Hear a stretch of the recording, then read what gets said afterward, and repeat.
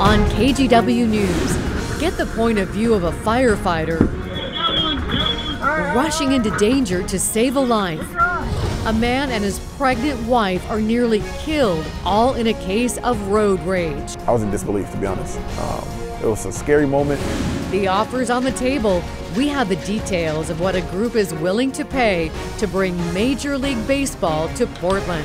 No need to throw out the styrofoam anymore. A local company has figured out how to recycle it. Plus, is Starbucks offering free coffee to people of color? Your news starts now. That was cool. You're just teasing me, right?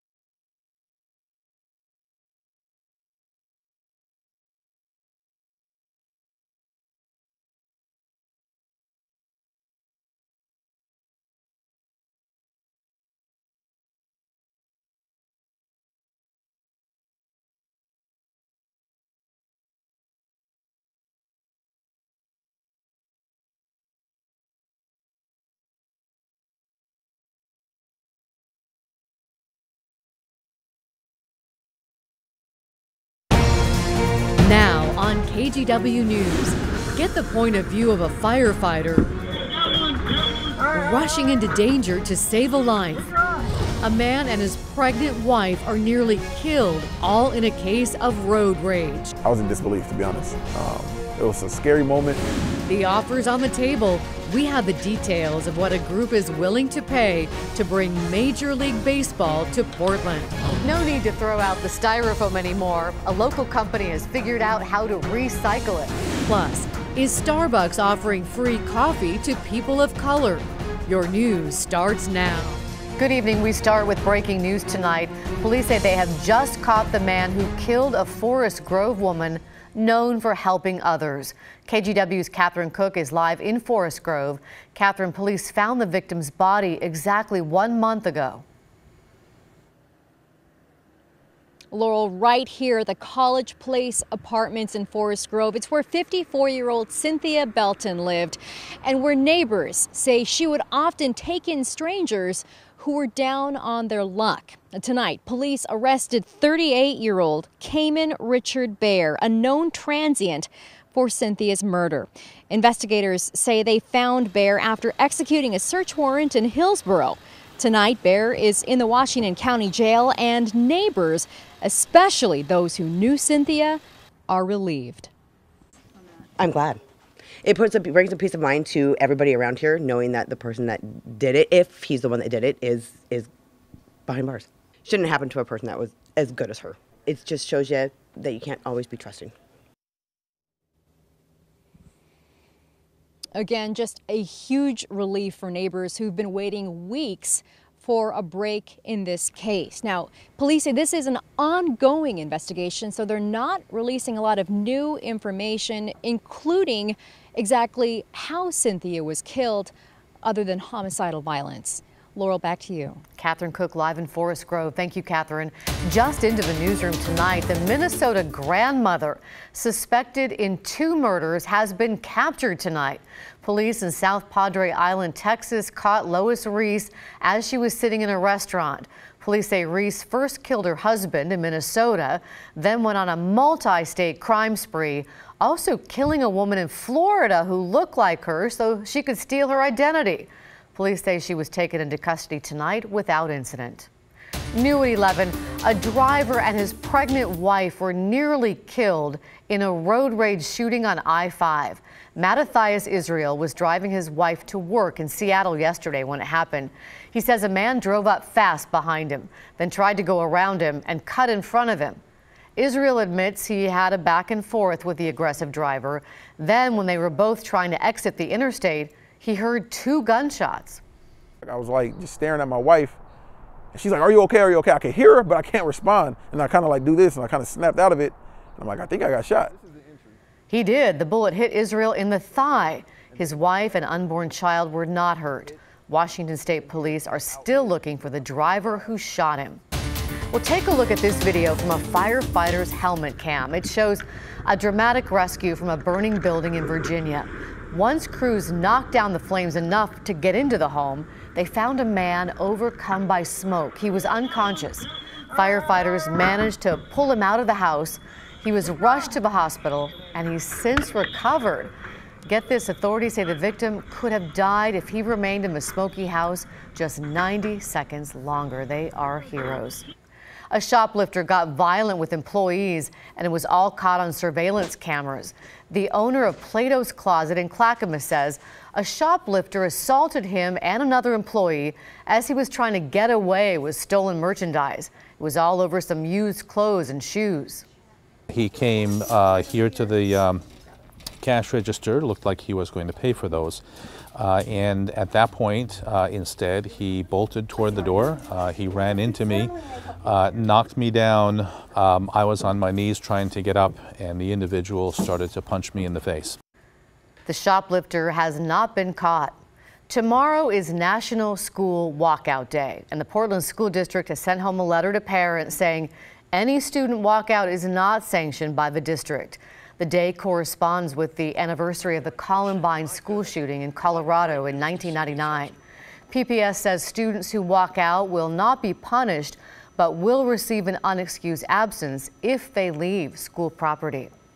We have new information about the $80 million offer that could convince Portland Public Schools to make way for a baseball stadium. Documents obtained by KGW show the Portland Diamond Project is also offering the old Banfield Pet Hospital on Northeast 82nd, in addition to $80 million in cash to Portland Public Schools. The Banfield property is valued at $27 million. In exchange, the group is asking for the school district's headquarters property that's north of the Moda Center. The unsolicited offer is one of 2 the group has made for potential ballpark locations. The other property is the former ESCO site on Northwest Vaughan. A Portland Public Schools spokesman said in a statement, in part, while this was an unsolicited offer, district leadership has an obligation to ensure that any possible sale of property maximizes the return in order to better serve our students and fulfill our mission. The district says there is no timeline for a decision. The idea of a Major League Baseball team in Portland certainly gained a lot of traction this week, but is it realistic? While you're listening to this story, let us know what you think. Will this new group finally be able to bring baseball to Portland? You can vote on our KGW app or on kgw.com/vote. Experts told us today it is doable, but it will be a long and difficult process. Even more important than a stadium is a team. Who's going to play here? The first hurdle is finding a franchise owner who wants to move to Portland.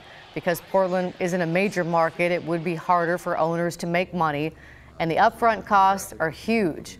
Portland Mayor Ted Wheeler has promised he won't consider any plans that involve taxpayer money. Commissioner Dan Saltzman cast the deciding vote that brought Major League Soccer to Portland. He says that deal only worked because the owners of the Timbers had enough money to prevent taxpayers from having to foot the bill. Had the team and had the resources to work with us to come up with a plan to renovate Providence Park. And but always, the bulk of the expenditures have always been in the private side. More than 20 years ago, then Mayor Vera Katz tried to bring Major League Baseball to Portland. That deal never came together. But will it this time? You can vote in our poll. Will we get an MLB team? Vote on kgw.com/vote or by clicking on the Vote Now tab right on your KGW app on your phone. We'll reveal the results a little bit later in the newscast. Well, to put it simply, it was not a good night for the Blazers in New Orleans. The Pelicans demolished them to win Game 3 of the playoff series. Orlando Sanchez is here now to break down the game in Orlando. This was a tough one to watch. Laurel, I'm done. That's just it. We can go home now. Oh, it was never close. The Blazers got embarrassed tonight, and now they're down 3-0 in a best-of-7 series. No team in NBA history has ever come back from this. The Pelicans took control in the first quarter and never gave it back. Nikola Mirotic, who some thought would be a Blazer this season, had a career night with 30 points. They bottled up Damian Lillard. He had 8 turnovers, and the Pelicans punished the Blazers for their mistakes. Portland had a season-high 24 turnovers, and the Pelicans cashed in, scoring 35 points off of those turnovers. The game got out of control in the third quarter. New Orleans was up by 33 points. This was a brutal game to watch for Blazers fans. It was so bad that Coach Stotts waved the white flag by taking his top players out of the game with 8 minutes left. The final score, 119-102. You look at it and say, down 3-0, how many teams have done that? But it can happen. And, in this matchup, like I said, we've split with them in the regular season. We played well against them. Disappointing. You don't want to be a 3 seed, get home court, work so hard in the regular season to lose your home court and then go get smacked by 20 on the road in Game 3. But it's the reality. We got to figure it out. They'll try to keep their season alive on Saturday in Game 4 in New Orleans. Now, coming up in sports, we'll go to New Orleans, where our John Canzano is ready with his takeaways on the Blazers' performance. Laurel? Yeah, I really want to hear what he has to say about what went wrong. Blazer fans want to know. Thank you, Orlando. Well, could it have been prevented? Regulators wanted to step up inspections on engines like the one that exploded on a Southwest Airlines flight this week. When we come back, why Southwest fought that change last year. And hear from the firefighter who tried to save the passenger who was nearly sucked out of the cabin window. I can't imagine what they're going through. And later, the Starbucks coupon hoax making the rounds online. Plus, what you need to know about the new way you can recycle all that styrofoam you might have at home right here in the Portland area. What a Thursday. Astoria, Tillamook, and Bend all 59. The Dow's hit 72 today. We were 68 here in Portland and Salem. We'll cool down a bit, of course, overnight as we check out Futurecast. We'll have no problem bouncing back up into the 60s tomorrow afternoon. We do have some clouds, though, and some spotty showers in our Friday night, early Saturday forecast. The whole 7-day coming at you in just a few minutes.